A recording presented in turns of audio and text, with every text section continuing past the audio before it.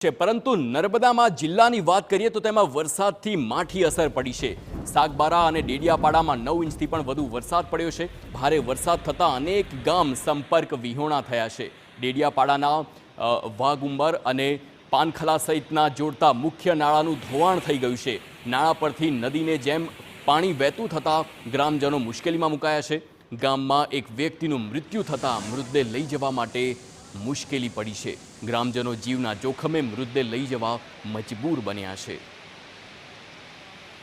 મહારાષ્ટ્રમાંથી આવતા હતા અરણ્ય જાવી છીએ તો અહીંયા કને પુલ તૂટેલો હતો તો અહીંયા કને કોઈ સુવિધા હતી નહીં। અમે પગપાળા આવ્યા તો પછી પાણીમાં કેડકેડ હમણાં પાણીમાં અંદરથી ને અમે જીવ જોખમ નાખીને પછી અહીંયા નીકળ્યા છીએ, કારણ કે અહીંયા કોઈ સુવિધા હતી નહીં, કોઈ માણસો નહોતા। નારું તૂટી ગયું છે એટલે ડેડિયાપાડા જવામાં તકલીફ પડતી છે। એટલે અમારે પછી કંઈ બી સામાન લેવા જવું હોય તો પછી નેત્રંગ ફરીને જવું પડે અને બહુ તકલીફ પડતી છે। અહીંના જે નેતાઓ ખરા એમના રજૂઆતથી એકવાર નારું બનાવ્યું ને ફરી વરસાદના કારણે ફરી પાછું તૂટી ગયો। હવે સરકાર યોગ્ય નિકાલ કરશે તો સારું રહેશે અને અંદરના જે ગામડાઓ ખરા ને એ લોકો માટે તકલીફ રહેતી છે।